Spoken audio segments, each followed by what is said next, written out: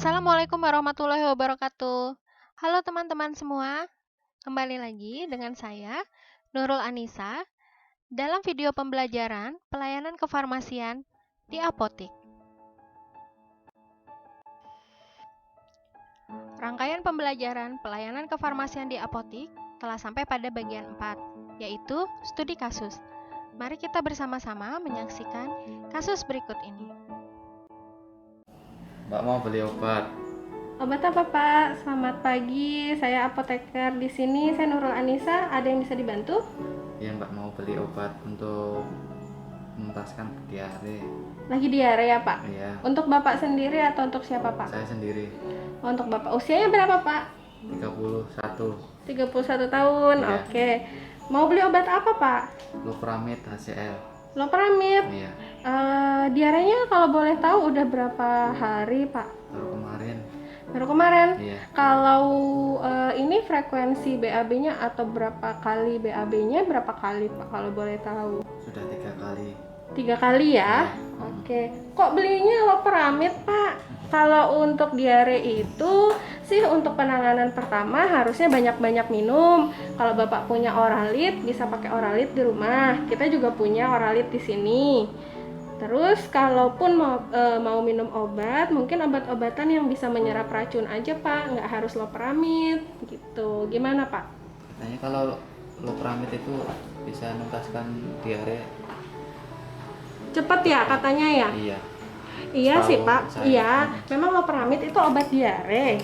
Tapi itu kalau misalkan frekuensi diarenya itu udah banyak banget, terus udah berapa hari nggak berhenti-berhenti. Nah, kan diare itu mekanisme alami tubuh kita untuk mengeluarkan racun yang ada di dalam tubuh. Iya. Nah, kalau misalkan yang harus dikeluarkan itu secara alami itu kita tahan, malah nanti jadi penyakit lain, Pak. Jadi racun-racun di dalam tubuhnya nggak keluar gitu. Saran saya sih, Bapak punya Oralit di rumah? Punya. Punya ya. Kalau Stok itu. nggak punya bisa bikin pakai gula dan garam ya, Pak ya. Pasti Iya. udah tahu. Nah, minum yang banyak. Saran saya sih pakai obat ini. Ini untuk menyerap racun. Oh iya. Kalau Bapak minumnya Loperamid, ini obatnya golongan keras, keras. Pak. Iya, merah.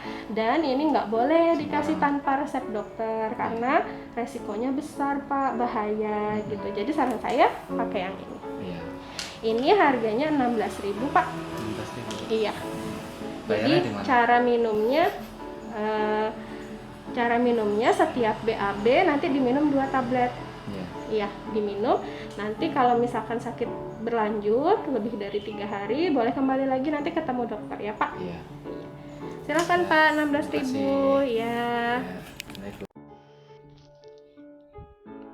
Kasus swamedikasi seperti contoh sebelumnya dapat dianalisis dengan WWHAM.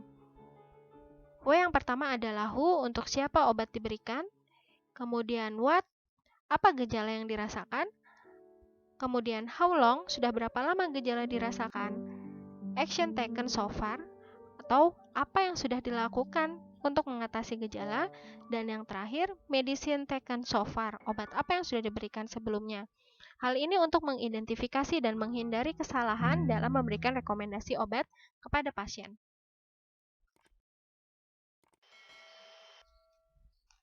Pelayanan swamedikasi di apotik tentunya ada rambu-rambunya.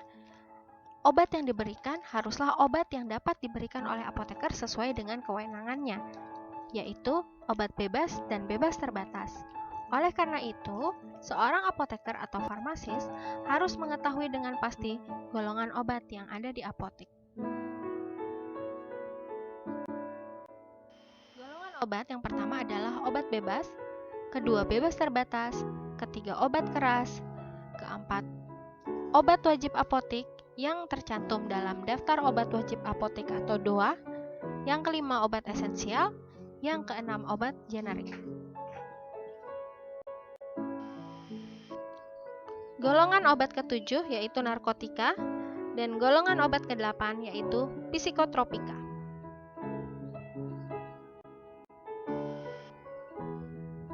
Berikut merupakan logo atau gambar dari golongan-golongan obat yang sebelumnya telah saya sampaikan. Untuk narkotika, psikotropika dan obat keras, obat bebas terbatas, dan obat bebas. Untuk obat bebas terbatas dengan logo biru, terdapat 6 peraturan dalam penggunaan yang dapat dilihat pada layar berikut.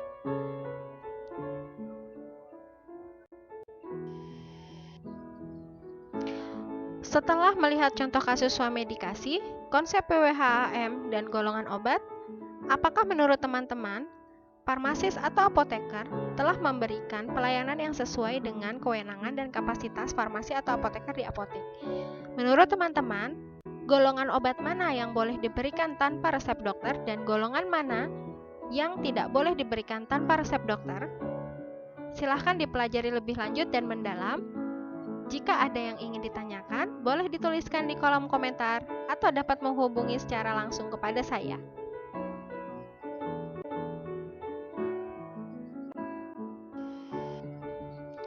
Demikian dari saya, dan part ini merupakan part akhir dari rangkaian video pembelajaran pelayanan kefarmasian di apotik. Sampai berjumpa lagi di pokok bahasan yang lain dan pada video berikutnya. Wassalamualaikum warahmatullahi wabarakatuh.